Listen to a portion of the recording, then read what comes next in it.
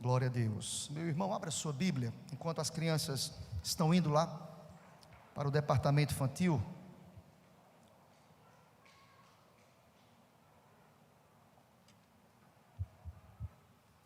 Eu quero lhe convidar a abrir a palavra do Senhor Deus na segunda epístola aos Coríntios, capítulo 4.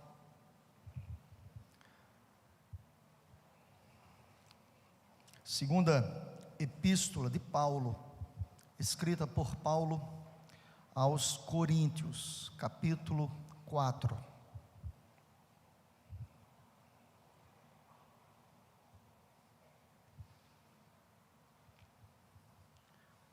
Irmãos, é interessante, antes da leitura do texto, como muitas vezes nós somos surpreendidos pelos sofrimentos.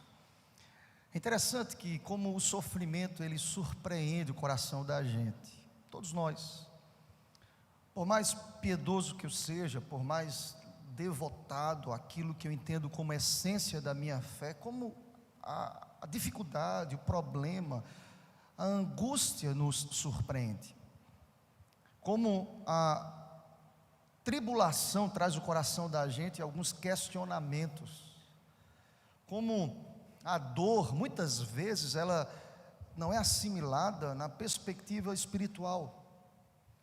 Como muitas vezes nós não entendemos o porquê daquela provação. Há um propósito para tudo.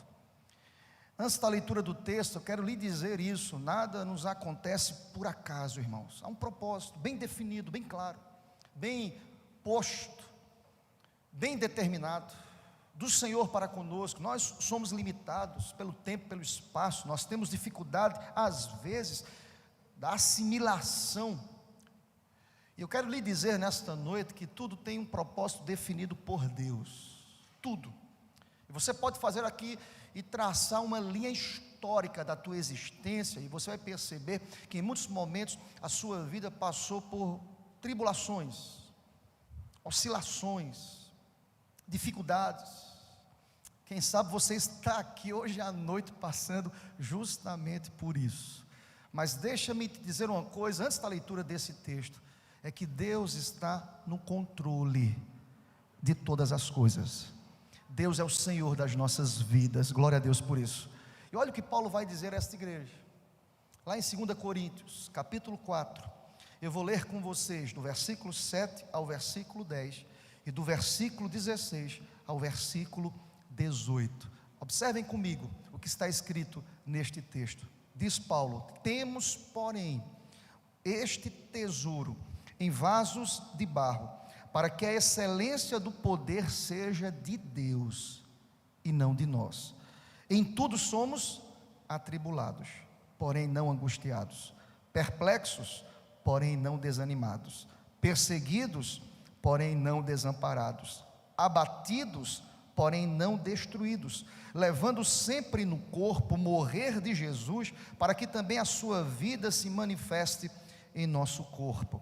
Vai comigo ao versículo 16. Por isso, não desanimamos, pelo contrário, mesmo que o nosso homem exterior se corrompa, contudo, o nosso homem interior se renova dia em dia, porque a nossa leve e momentânea tribulação produz para nós eterno peso de glória, acima de toda comparação, não atentando nós nas coisas que se veem, mas nas que se não veem, porque as que se veem são temporais, são passageiras, e as que se não veem são eternas. Seja bendito o nome do Senhor. Olha aqui para mim, queridos, e quando nós somos surpreendidos pelo sofrimento? Esse é um tema de um livro muito interessante, o R.C. Sproul. E aí eu indico a leitura desse livro para vocês. Muito bom, muito didático, muito pedagógico, mas com lições profundas acerca dessa dinâmica da vida que muitas vezes se revela a nós como surpresas. A ideia da surpresa pelo sofrimento. Mesmo quando eu entendo claramente, está muito bem definido, pontuado, assentado no meu coração e em minha mente, que mesmo sendo cristão, eu passo por tribulações, mas vez por outra, nós somos surpreendidos por alguns sofrimentos que nós não esperávamos. Isso traz ao nosso coração algumas inquietudes, é fato, irmãos. E R.C. Sproul, nesse seu livro, Surpreendido pelo o sofrimento, ele vai dizer que nós precisamos entender e aprender as lições que o Pai amoroso quer nos ensinar, mesmo em meio aos sofrimentos. Deus quer nos ensinar. Há todo um propósito bem estabelecido por Deus, mesmo quando o sofrimento se agiganta diante de nós. Mas deixa eu segurar um pouco esse tema e olhar para a gente o porquê que Paulo, de maneira muito inspirada por Deus, ele traz um ensinamento à igreja de Corinto. Se você prestar atenção, esta igreja era uma igreja extremamente conturbada. A relação de Paulo, irmãos, com esta igreja não era uma das melhores. Se você estudar um pouquinho o contexto do texto aqui, você vai perceber que a relação de Paulo com Corinto, com esta igreja, era uma das relações mais conturbadas do Novo Testamento. Aqui nós estamos diante de uma igreja, irmãos, extremamente complicada, permitam-me essa terminologia, mais complicada, diante daquilo que se apresenta, mesmo Paulo sendo fundador desta igreja, mesmo Paulo escrevendo carta a esta igreja, mesmo Paulo tendo um amor de um pai espiritual por esta igreja, esses membros aqui eram membros que muitas vezes voltavam-se contra o apóstolo Paulo. Pensa comigo, o líder espiritual, o fundador da igreja, aquele que funda a igreja. Se você olhar e fizer um link para o livro histórico de Atos aí, você irá perceber que na segunda viagem missionária de Atos, Paulo funda a igreja de Corinto, mas esta igreja era uma igreja que, na relação do líder espiritual, daquele que era o pastor desta igreja, o fundador desta igreja, Paulo, por vezes, foi questionado pelos irmãos desta igreja. Alguns questionamentos nós entendemos aqui, irmãos. Por exemplo, a autoridade de Paulo era questionada nesta igreja. Eu estou falando do apóstolo Paulo, fundador desta igreja, e os membros desta igreja, eles questionavam o apostolado do apóstolo Paulo. Quem é Paulo? Que autoridade ele tem? E eles estavam sendo influenciados, irmãos, por alguns falsos apóstolos que estavam ensinando outras doutrinas para esses irmãos aqui em Corinto. Em outras palavras, o que é que esse povo estava fazendo, pastor? Eles estavam desfazendo aquilo que Paulo havia ensinado com tanto zelo, com tanto amor, com tanta oração, com tanta dedicação, com tanta preocupação.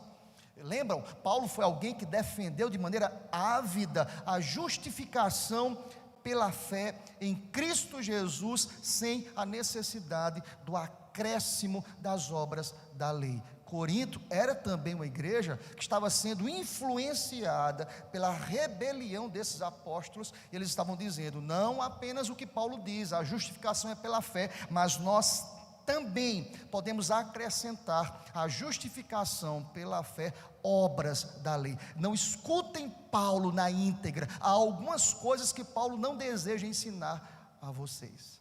Fique imaginando, irmãos, Paulo tinha maior cuidado com esta igreja, mas eles estavam minando o ministério de Paulo. Fora as outras tribulações, as outras perturbações, algumas coisas estavam acontecendo, divisões, facções, crises, angústias, sofrimentos, aflições, irmãos. E Paulo, de maneira muito cirúrgica, ele apresenta aqui neste texto, de maneira maravilhosa, algumas verdades a esta igreja, dizendo, olha, muitas vezes nós passamos por adversidades, e nós precisamos ter a consciência que somos surpreendidos por essas adversidades. Uma igreja, às vezes, rebelde, uma igreja, às vezes, que não dava ouvidos ao ensino, ao apostolado de Paulo, à dinâmica estabelecida pelo líder levantado por Deus para fundar esta igreja. Presta atenção, querido, o que é que Paulo quer dizer com tudo isso? Paulo quer dizer com tudo isso que a mensagem do Senhor Deus independe da receptividade daqueles que recebem esta palavra. O que eu quero lhe dizer hoje à noite é que Deus de fato deseja falar ao coração da gente em nome do Senhor. Deus fala, independentemente daquele que está usando a tribuna para falar.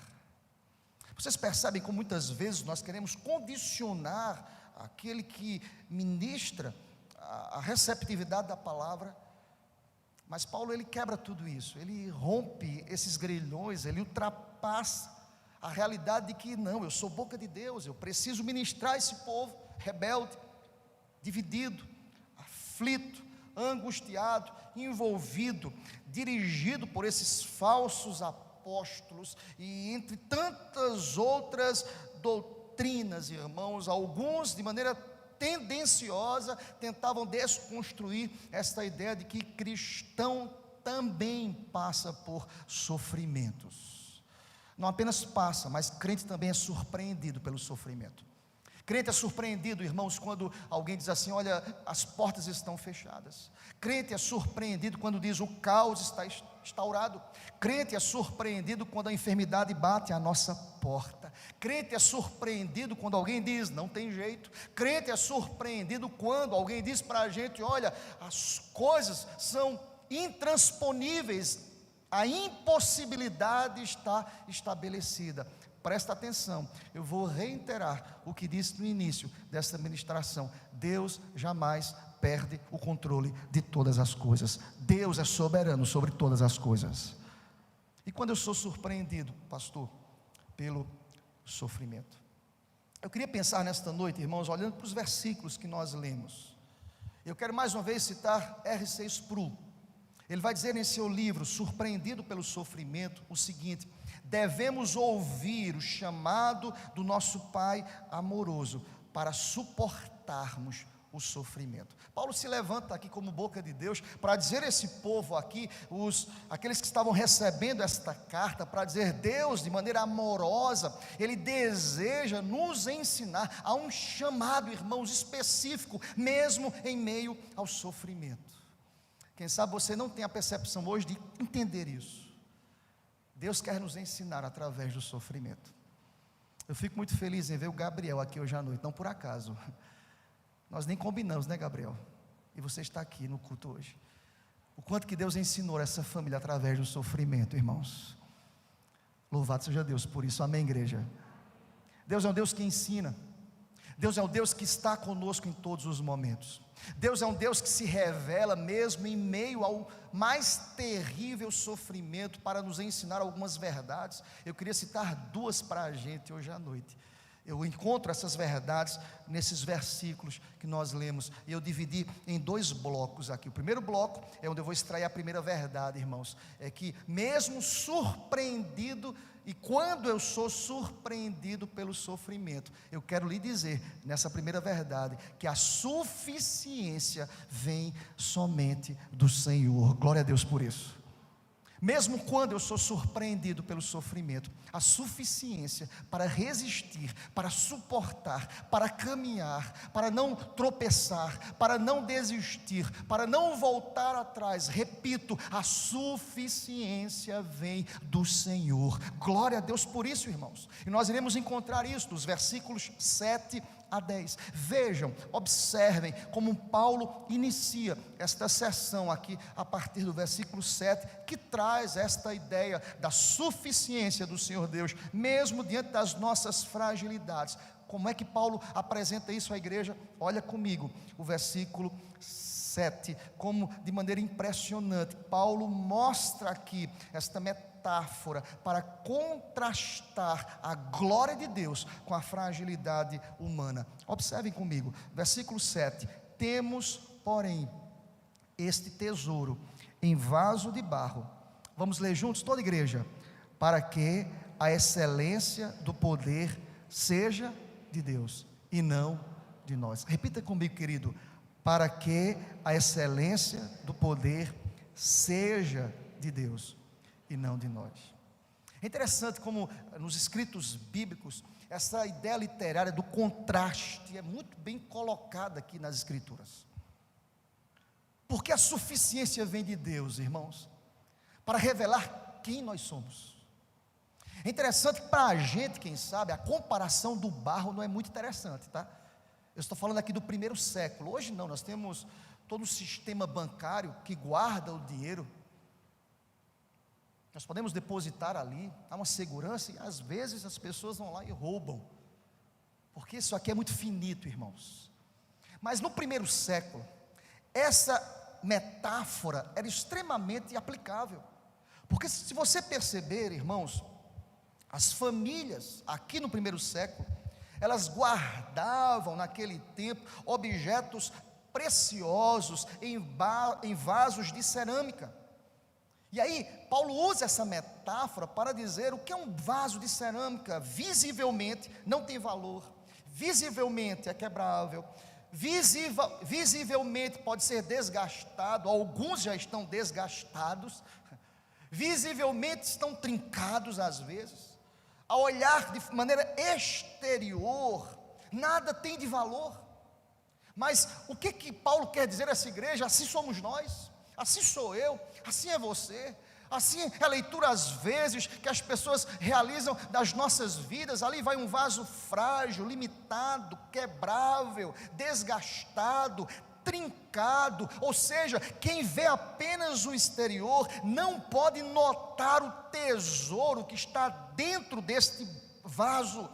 E Paulo vai iniciar a sua sessão para falar da suficiência de Deus, dizendo isso: olha, no vaso não há glória nenhuma, e nós somos esses vasos, mas a essência, o conteúdo, o que está alocado dentro desse vaso é glorioso, é maravilhoso, é rico, é poderoso. Em outras palavras, Paulo olha para aquela igreja, e Paulo olha para você aqui através dessa escritura. Deus olha para você através desta escritura para lhe dizer: nós somos como esses vasos, mas o que está dentro de você é extremamente glorioso e precioso.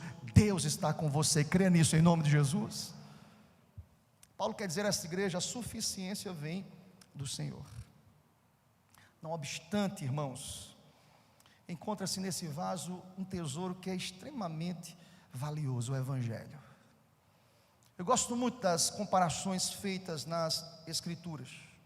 Há um significado extremamente positivo quando Paulo vai dizer a essa igreja: a suficiência vem do Senhor. Quando eu sou surpreendido pelo sofrimento, a suficiência vem do Senhor. E como é que Paulo vai argumentar tal verdade? Ele argumenta num seguir desse versículo.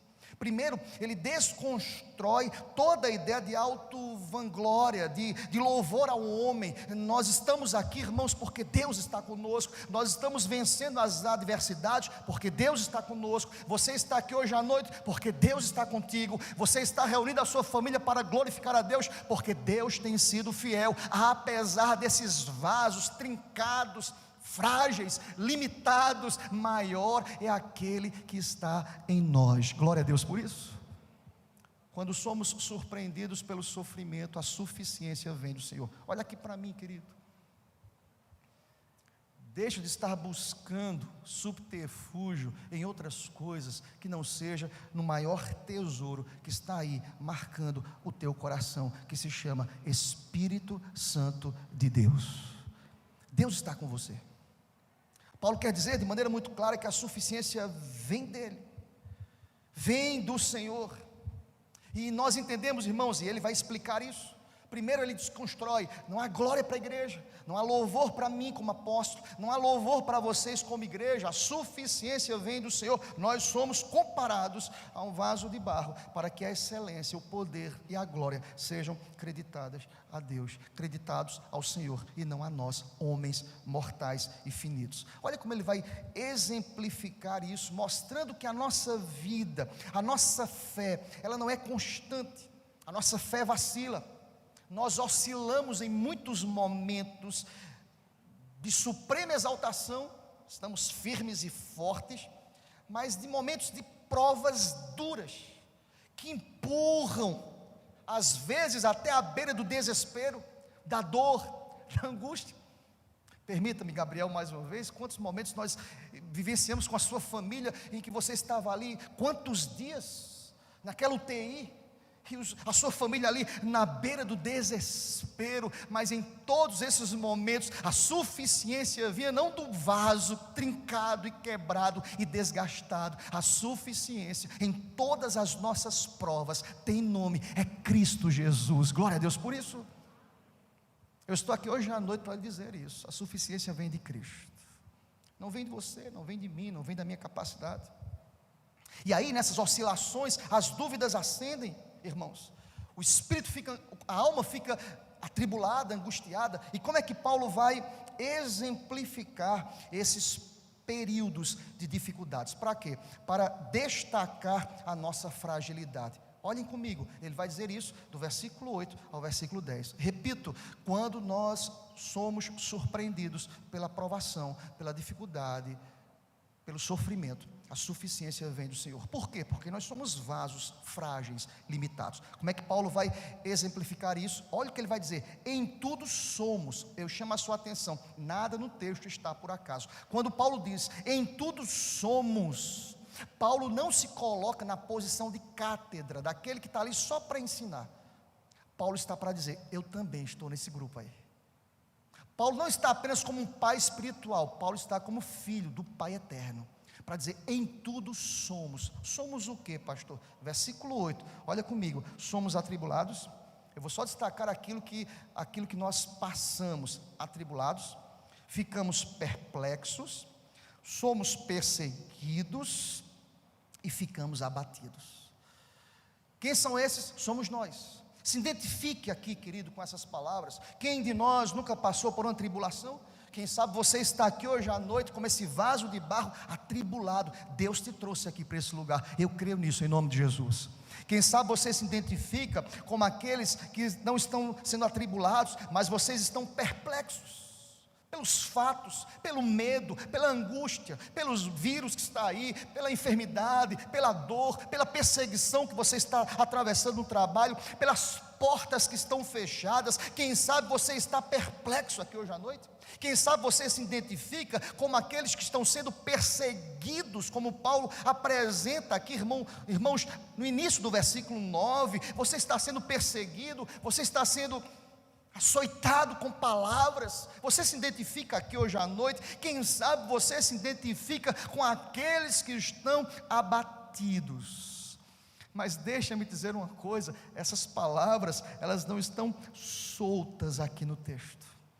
Olha aqui para mim, querido, há um consolo, glória a Deus. Você crê nisso? Amém, querido? Há um consolo de Deus. Essa palavrinha aqui, irmãos, é fantástica. Porém, glória a Deus por esse porém, irmãos. Paulo vai dizer: atribulados, porém não angustiados, perplexos, porém não desesperados, perseguidos, porém não desamparados, abatidos, mas nós jamais seremos destruídos, porque toda suficiência para a nossa caminhada tem nome, e o nome dele é Jesus. Glória a Deus por isso. Esse porém aqui é tão importante no texto, irmãos.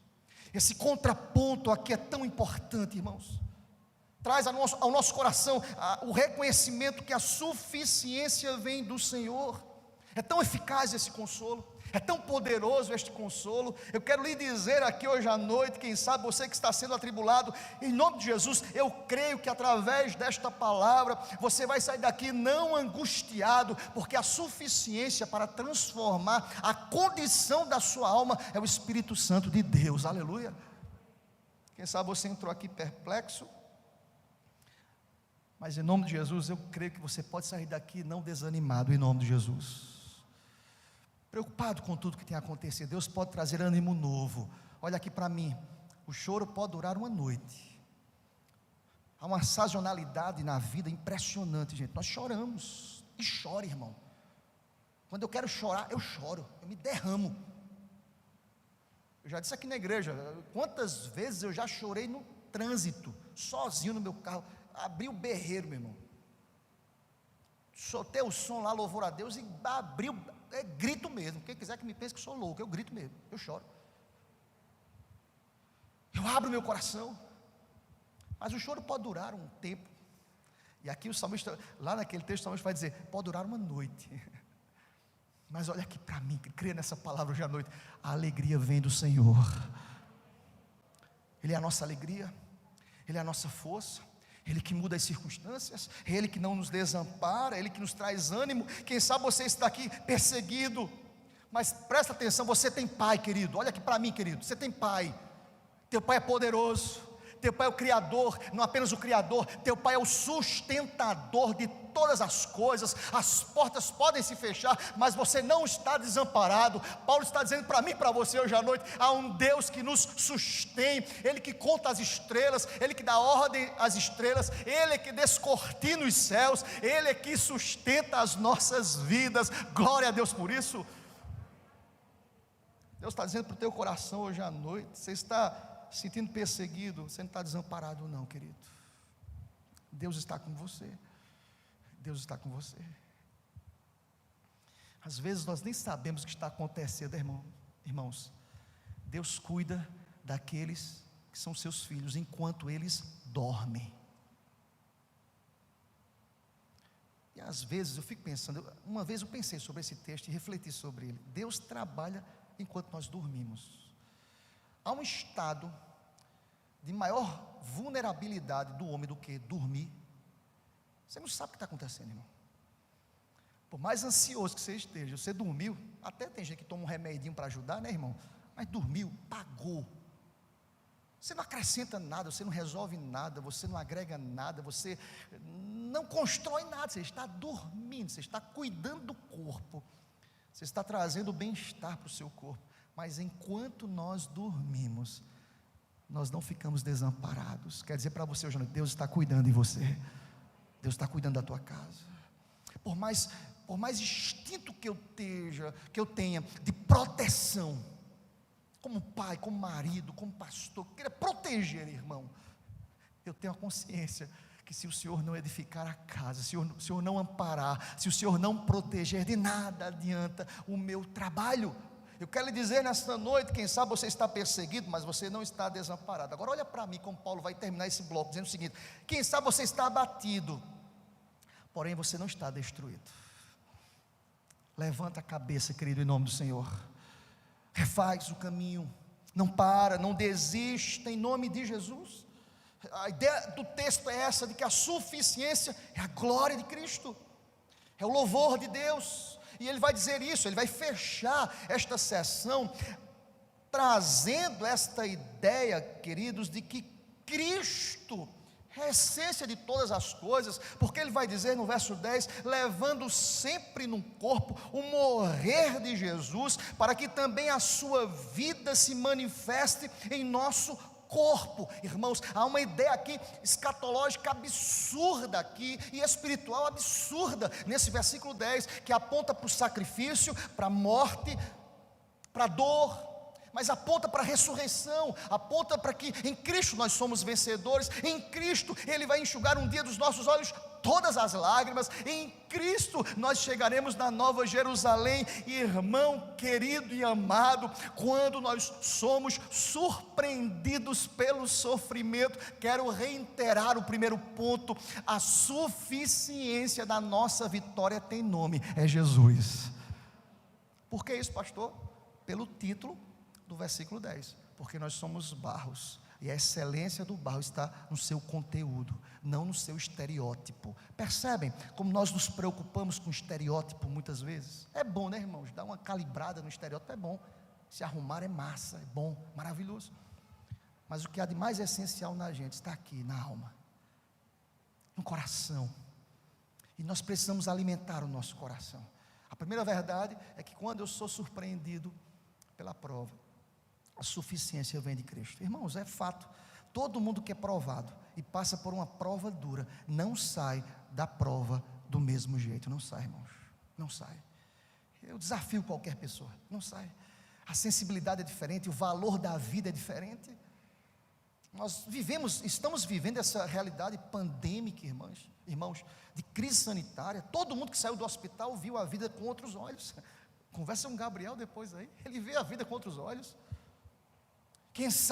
quem está à beira da morte, quem passa por uma prova terrível, não apenas a realidade da enfermidade, quem passa por uma adversidade, irmão, não sai da adversidade do mesmo jeito. Por quê? Porque esse vaso reconhece que o que sustentou o vaso foi o conteúdo desse vaso, a glória de Jesus. Glória a Deus por isso. E é uma lógica que aponta para a segunda e última verdade do texto. Primeiro, quando nós somos surpreendidos pelo sofrimento, a suficiência vem do Senhor. O outro bloco nos apresenta a segunda verdade que eu quero partilhar aqui com vocês. É que quando nós somos surpreendidos pelo sofrimento, é a lógica, a glória deve ser creditada ao Senhor dos Senhores. Você pode dizer amém por essa palavra? Quando eu sou surpreendido a um propósito, a glória de Deus. Olha comigo, Paulo vai tratar isso aqui a partir do versículo 16. Irmãos, eu acho fantástico como é que Paulo usa as palavras. Ele vai dizer primeiro, no primeiro bloco, ele vai tratar que vem do Senhor a suficiência para a gente que estava sendo e passando por tribulações. Olha como Paulo vai iniciar o versículo 16. Por isso não desanimamos. Olha aqui para mim, meu querido irmão. Quem sabe você entrou aqui extremamente provado, desanimado hoje à noite. Eu tenho a palavra do Senhor, pela expressão usada por Paulo, não desanimamos. Alguém pode dizer, quem é Paulo para falar sobre isso? Paulo, eu vou lhe dizer já quem é Paulo. Paulo tem autoridade para falar sobre isso, e como, irmãos? Paulo tem know-how para dizer a essa igreja, não desanimem. Paulo tem moral para dizer, tenham bom ânimo. Essas palavras de Paulo aqui, elas não estão soltas, irmãos, apenas para encorajar um grupo, como uma palavra retórica de alguém que não viveu crises, de alguém que não viveu e não passou por provações. Não, Paulo não está usando, irmãos, aqui a retórica. Paulo está apresentando a sua própria vida. Paulo está dizendo a essa igreja, olha, eu sei o que eu estou dizendo para vocês, eu sei como eu fui alcançado pela suficiência de Cristo em toda a história da minha vida, eu sei do que falo para vocês. Se não vejamos, irmãos, eu preciso que vocês possam ir comigo lá para Atos capítulo 16, porque Paulo diz a essa igreja, não desanimem, porque Paulo diz a esse povo, olha, a suficiência vem de Cristo, porque Paulo diz a esta igreja, tão atribulada, tão angustiada, tão perplexa, mas não desamparada, confie no Senhor. Sabe por quê? Porque Paulo foi alguém que de fato viveu o ânimo quando o momento reclamava dele desânimo. Olha para o capítulo 16 lá de Atos, a partir do versículo 22, e você pode acompanhar esse fato bíblico tão conhecido do açoite, dos açoites e da prisão de Paulo e de Silas. Está escrito, está registrado, verso 22 do capítulo 16, que nos diz: levantou-se a multidão unida contra eles. Os pretores, rasgando-lhes as vestes, mandaram açoitá-los com varas, e depois de lhes darem muitos açoites, os lançaram no cárcere, ordenando ao carcereiro que os guardasse com toda segurança. Este, recebendo tal ordem, levou-os para o cárcere interior e lhes prendeu os pés no tronco. Irmãos, olha para esse verso 25. Eu estou falando com pessoas que foram açoitadas, com a sua carne rasgada, com o seu vaso trincado, motivos de sobra para reclamar, para maldizer, para desistir, para desanimar, para dizer não tem jeito, não tem solução, o que é que eu vou fazer? Por volta da meia-noite, versículo 25, Paulo e Silas oravam e cantavam louvores a Deus, e os demais companheiros de cela e de prisão escutavam. Quem são esses que mesmo em meio às provas estão dizendo para a gente, através dessa postura de adoração, não desanimem, tenham bom ânimo, seja bendito o nome do Senhor. Eu estou aqui hoje à noite para dizer isso ao teu coração, tenham coragem, tenham bom ânimo, não desanimem. Acho que ontem, sexta-feira, eu conversava com Érica e Anne na programação da mocidade, e nós falávamos sobre o que será das gerações futuras? Falávamos dos nossos filhos e netos. Eu já estou sonhando, tá, irmãos? Os netos, filhos dos filhos. O que será das próximas gerações? O que será desse mundo, irmãos? Em algum momento, quando você para pensar nas próximas gerações, eu não sei vocês, mas há no nosso coração um temor, uma preocupação, às vezes até demasiada, uma angústia que se apodera dos nossos corações pelo nosso instinto protetivo. Mas todas as vezes que eu penso sobre isso, e nós falamos sobre isso, é que só o Senhor, é Cristo. Se não for o Senhor, nem a nossa geração estaria em pé. Não é o sistema que se levanta para ajudar a igreja. Não, irmãos, nós estamos fincados sobre a rocha. E quando o povo de Deus está fincado sobre aquele que é suficiente para sustentar, eu quero lhe dizer isso, nem as portas do inferno podem resistir, em nome de Jesus. Eu quero dizer hoje à noite, não fique desanimado, levanta a cabeça, Deus está contigo. Paulo vai dizer a esse povo: olha, eu passei por uma prisão, eu cantei louvores. Vocês conhecem o texto, o que aconteceu depois aqui, irmãos? As prisões foram abertas. Nós precisamos louvar mesmo em meio à crise, nós precisamos orar mesmo quando a situação reclama de nós, o maldizer, a angústia, a dor, o sofrimento. Paulo nos ensina, e por esta razão Paulo diz a este povo aqui em Corinto: não fiquem desanimados. Quem é Paulo para falar sobre isso, irmãos? Paulo é aquele que Atos capítulo 27 nos fala. Olha comigo, capítulo 27, Paulo tem know-how, irmãos, muito. Paulo tem autoridade para dizer a essa igreja: não fiquem desanimados. Muita autoridade. Quando Paulo, em uma de suas viagens missionárias, no perigo da viagem ali, no capítulo 27 de Atos, a partir do versículo 20, diz a palavra: e não aparecendo, havendo já alguns dias, nem sol, nem estrelas, caindo sobre nós grande tempestade, dissipou-se afinal toda a esperança de salvamento. Imagina a aflição desse povo, a angústia, a tribulação, a dor, a tormenta, havendo todos estado muito tempo sem comer. Paulo, pondo-se em pé no meio deles, dizia: senhores, na verdade, era preciso terem me atendido e não partir de Creta para evitar este dano e esta perda. Olha o que Paulo vai dizer: mas já agora vos aconselho, tenham um bom ânimo. Animem-se, porque nenhuma vida se perderá de entre vós, mas somente o navio. Porque esta noite, um anjo de Deus, de quem eu sou e a quem sirvo, esteve comigo. E dizia Paulo, Paulo, não temas, é preciso que compareças perante César, e eis que Deus, por sua graça, te deu todos quantos navegam contigo nesse barco. Portanto, senhores, Paulo diz: tende bom ânimo, pois eu confio em Deus, que sucederá do modo porque me foi dito. Seja bendito o nome do Senhor. Olha aqui para mim, querido. Paulo é aquele que se levanta no meio de um possível naufrágio, onde todas as possibilidades reclamava dele o desistir dessa embarcação. Paulo se levanta e diz: tenham coragem. Eu quero dizer esta noite para você, em nome de Jesus: tenham coragem. Levante a cabeça e olha comigo para o texto, a glória do Senhor. E Paulo vai argumentar aqui, pelo contrário, olha para o verso 16: mesmo que o nosso homem exterior se corrompa, contudo, o nosso homem interior se renova dia após dia. Seja louvado o nome do Senhor. Amém, meu irmão? Na prova o nosso homem exterior se corrompe, ficamos até mais abatidos às vezes. Nós carregamos marcas das provações, irmãos. Tem gente que diz assim: meu irmão, eu envelheci 5 anos por causa dessa provação. Nós carregamos marcas. Às vezes o nosso corpo exterior se corrompe, o nosso vaso fica mais trincado um pouquinho, mais desgastado.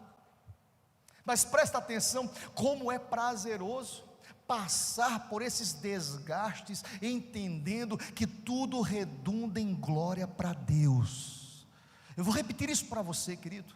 Como é bom passar por esses desgastes, entendendo que até em meio às provações, nós estamos glorificando a Deus. Paulo não é aqui um novato, como nós afirmamos, irmãos, há pouco. Paulo é alguém que foi surpreendido como alguém que não sabe o que é padecer, não sabe o que é passar por privações. Vocês lembram, lá na frente, lá no capítulo 12, desta mesma epístola, Paulo foi aquele que diz: Deus, eu não aguento mais o espinho na minha carne. Por 3 vezes Paulo clamou: Deus, afasta de mim o espinho na carne. E Deus diz a Paulo: Paulo, você vai permanecer com esse espinho, mas deixa-me te dizer uma coisa: a minha graça te basta, Paulo. Glória a Deus. Por isso, quando nós somos provados e mesmo surpreendidos pelo sofrimento, a glória tem que ser acreditada ao Senhor. E agora veja, irmãos, caminhando aqui para o final dessa palavra, que Paulo vai comparar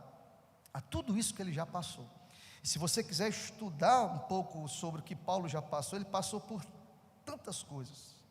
Se você quiser anotar aí, querido, leia depois em casa, 2 Coríntios capítulo 11, nesse mesmo texto. Se você pegar lá, 2 Coríntios capítulo 11, a partir do verso 23, Paulo vai tratar aqui de todos os sofrimentos que ele já passou.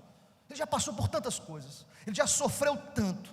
Mas olha o que Paulo vai dizer no verso 17, irmãos. Ele vai dizer: olha, a nossa leve e momentânea tribulação produz para nós eterno peso de glória acima de toda comparação. O que é que Paulo quer fazer aqui com essa igreja? Irmãos, eu já sofri tudo isso, eu sei, eu tenho know-how para falar para vocês sobre sofrimento, mas tudo que eu passei, tudo que vocês estão passando, tudo que passaremos, comparado com aquilo que Cristo passou, é algo extremamente insignificante. Isso é absurdo que Paulo diz aqui, irmãos. Que coisa tremenda, fantástica. Todas as vezes que Paulo lembrava daquilo que Cristo passou por amor à sua vida, ele diz: o que eu passo é tão pequeno. Ele tomou o meu lugar, ele se fez maldito, ele sofreu, ele foi humilhado. Eu peco, eu erro, eu falho. Ele não, ele foi o cordeiro mudo, calado, sem pecado, sem dolo algum. Ele vai à cruz por amor à minha vida. Por mais que eu sofra, quando eu olho para a cruz, eu tenho a consciência de que tudo aquilo que Deus fez por mim é incomparável, é muito maior, é muito mais esplêndido, muito mais maravilhoso. Todas as vezes que nós atravessamos uma prova, nós precisamos olhar para a cruz e ter a certeza de que aquilo que Cristo fez por nós foi muito maior. Seja bendito o nome do Senhor para sempre. Há um comentarista chamado Werner de Boer, comentarista bíblico, muito bom, muito exegético ele. Ele comentando a expressão peso de glória aqui. Peso, a expressão peso. O que é que Paulo quer dizer com a expressão? Porque a nossa leve e momentânea tribulação produz para nós eterno de peso de glória. E ele falou uma coisa interessante, irmãos, que o peso em si é algo extremamente relativo. E ele explica no seu comentário. Por que relativo o peso, pastor? Porque uma tonelada seria, com certeza, leve ou pesada. Depende da comparação. Se você pega uma tonelada, irmãos, e compara a algo mais frágil, menor, a 1 quilo, por exemplo, uma tonelada é extremamente pesado. Mas se você pega 1 tonelada e compara a um navio de 10.000 toneladas, 1.000 toneladas é extremamente insignificante, irmãos. E ele vai dizer, o que Paulo quer dizer aqui, nessa comparação, mesmo a pessoas que estavam sendo provadas, atribuladas, angustiadas, ele vai dizer o seguinte: olha, as nossas provações não podem ser comparadas a tudo aquilo que Cristo fez. E ele usa a expressão, o eterno peso de sua glória. Olha aqui para mim, você sabe o que é carregar na cruz toda a maldição do pecado? É incomparável o que nós passamos. Por mais privações e provações que eu venha passar, nada se compara a tomar sobre sua vida todo o pecado da raça humana. Cristo fez isso por mim e por vocês. Cristo tomou em meu lugar toda a maldição. Cristo se fez maldito. E Paulo vai dizer, todas as vezes que vocês pensarem tudo que vocês estão pensando e passando, olhe para Cristo. Cristo, aquilo que Ele fez é incomparavelmente maior. E ele fala isso no final do 17 aqui. Cristo está acima de toda comparação. E como é que ele fecha isso? Dizendo, só entende essas coisas quem é espiritual.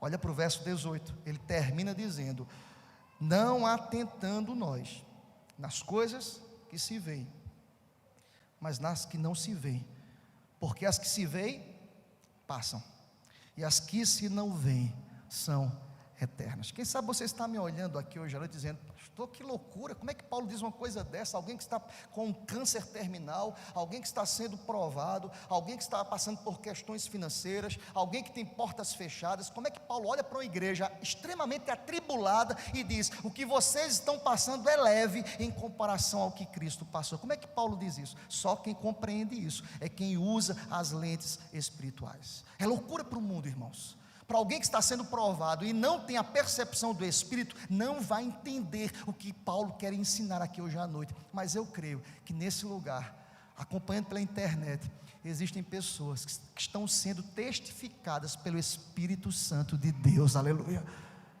Deus está ensinando hoje à noite, Deus está nos mostrando, Deus está mostrando aos nossos corações que nós precisamos viver o que diz Hebreus 11, versículo 1, nós não caminhamos com as apreensões da vida, olhando com os olhos físicos, nós caminhamos pelos olhos da fé, porque as coisas físicas são temporais, são passageiras, tudo isso vai passar um dia, queridos. Sabe por quê? Porque toda a minha história, toda a minha caminhada, ela é dirigida, e eu me movimento, e eu caminho para a glória do Senhor, em nome de Jesus.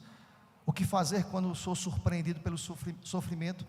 Recorrer a Cristo, porque a minha suficiência vem de Cristo. O que fazer quando eu sou surpreendido pelo sofrimento? Entender que até no sofrimento Cristo é glorificado através da minha vida. Seja bendito o nome do Senhor para sempre, aleluia.